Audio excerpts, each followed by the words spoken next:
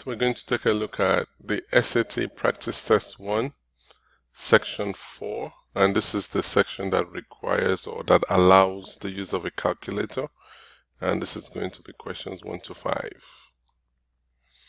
So John runs at different speeds as part of his training program.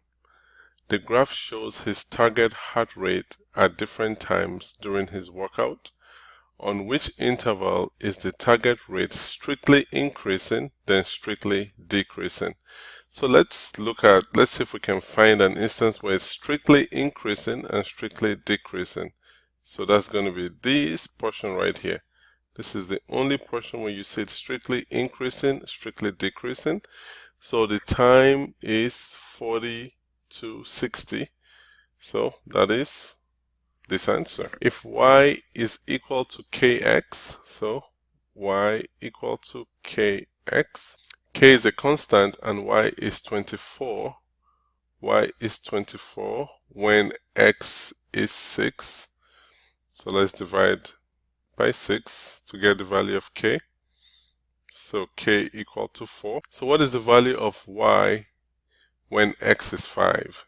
So y is equal to k is 4 times 5, which is 20. Number 3, in the figure above, lines M and L are parallel and line S and T are also parallel.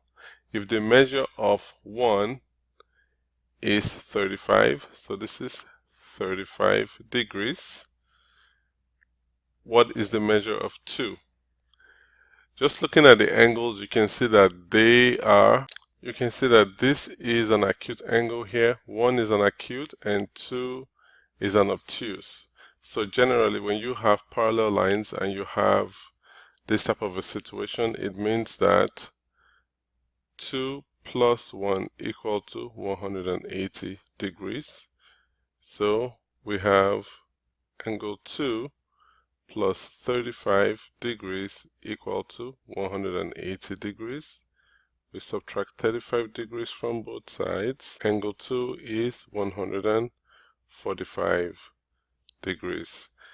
Another way you can look at that is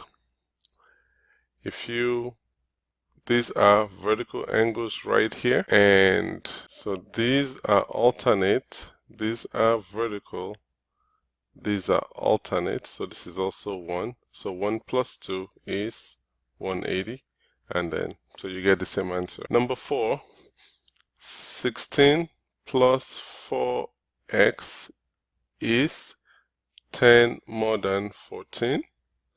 What is the value of 8x? Okay, so 16 plus 4x equal to 24. Let's get 16 out of that side. So 4x equal to 8. Two options here. We can say 8x is equal to 8 times 2, which is 16. Or we can say 4x equal to 8 divided by 4. X equal to 2. 8x is 2 times 8, which is 16. So either one of these two methods works. Number 5, which of the following graph best shows a strong negative association between D and T? Generally, negative associations are what I call negative slope graphs. So they look something like that. So let's look for a graph that we can draw a straight line that looks like that. So that's going to be D. Because if you look at this, we can most likely draw a straight line like that.